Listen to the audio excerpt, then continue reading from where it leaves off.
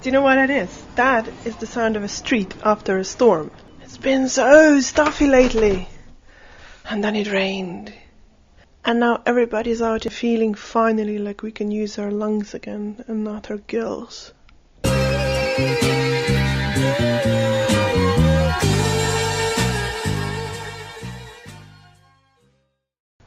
New day, new dog walk, new heated discussion with Apricot, small-time stripper turned big-time literature aficionado. Today we argued, then quarreled, then passers-by had to pull us out of the river and apart ere we strangled one another, about how ethical is it to force your good life on people you deem less fortunate. Is it mind-bogglingly condescending? Is it like that guy in Follow the Frog? Can it be akin to the damage done by missionaries if you actually get anywhere? Or do you mean well? Achieve something and actually change the world for the better? How do you know? How can you tell?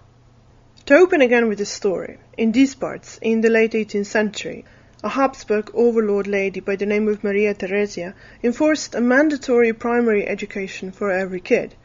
Every kid. Thus removing the opportunity of education from the hands of Jesuit order boys, who at the time were the only ones taught methodically, even if they came from very decrepit shoes.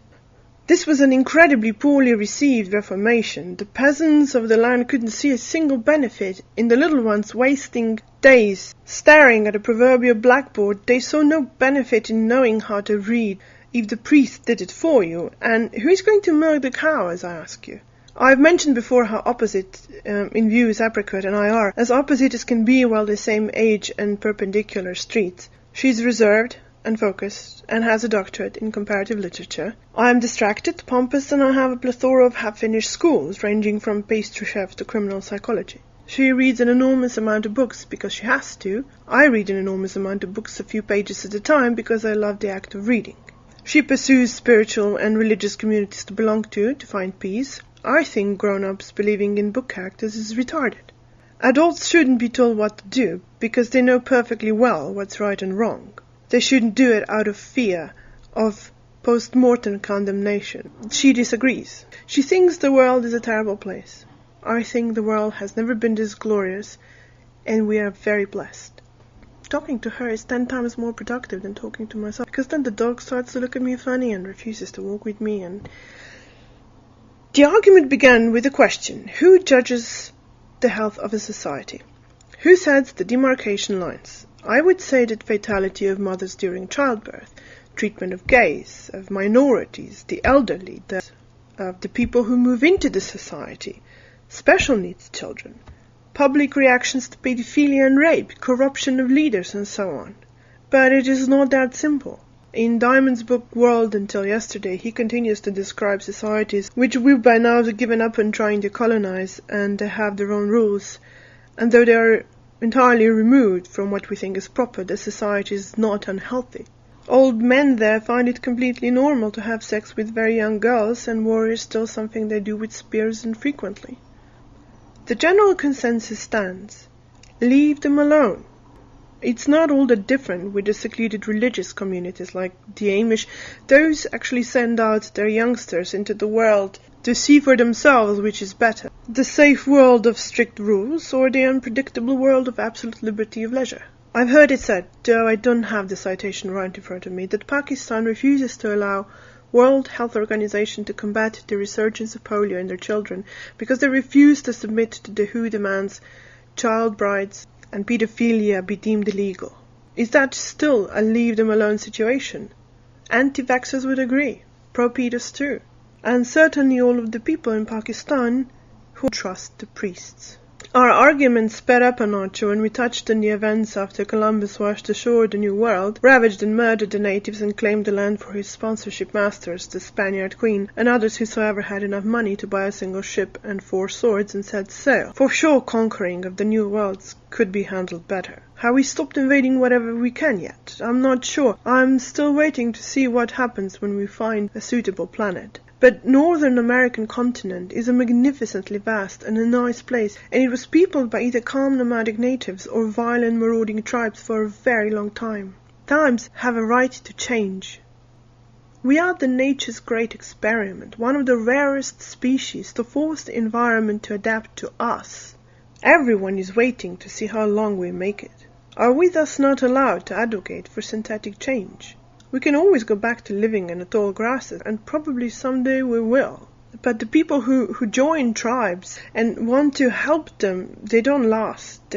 We did what we could in the Western African mountain villages to train the local midwives in the most rudimentary, helpful methods, the 101 of sanitation, and still you'd hear them say things like, if the baby is turned the wrong way, God is punishing the girl for infidelity, and they will both die in terrible pain because they deserve it.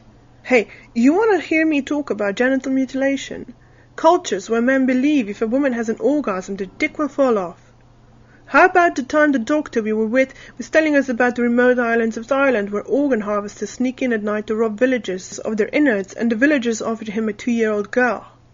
For adoption, you think? No, it was not for adoption. He was there to help. After all he has seen, he is still going place to place to help. There are over 200,000 Yemenis suffering cholera today. An excellent case of point that when the government insists on waging war, very few people actually die from bullets.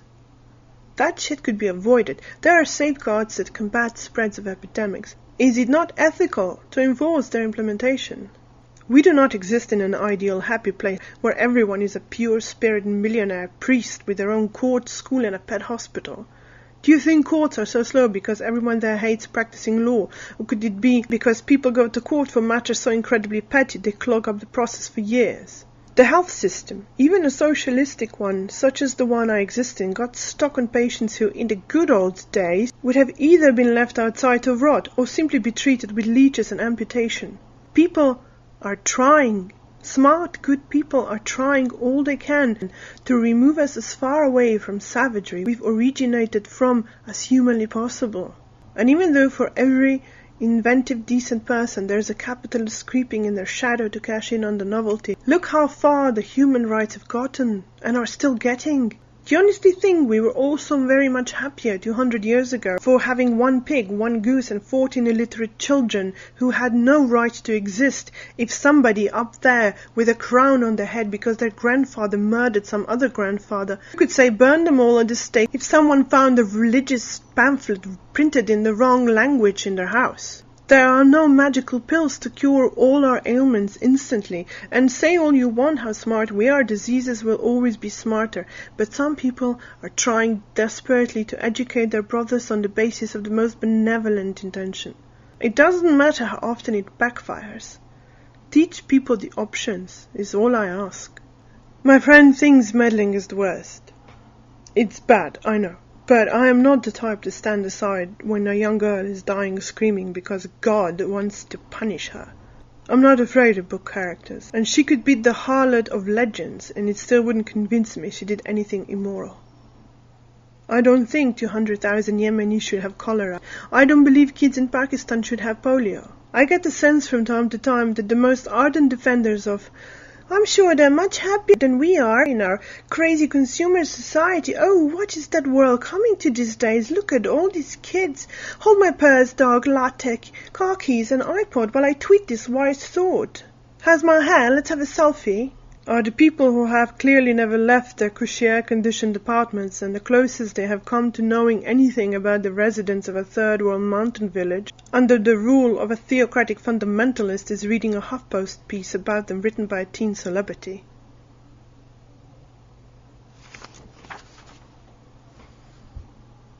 Oh hey, I have 3 subscribers.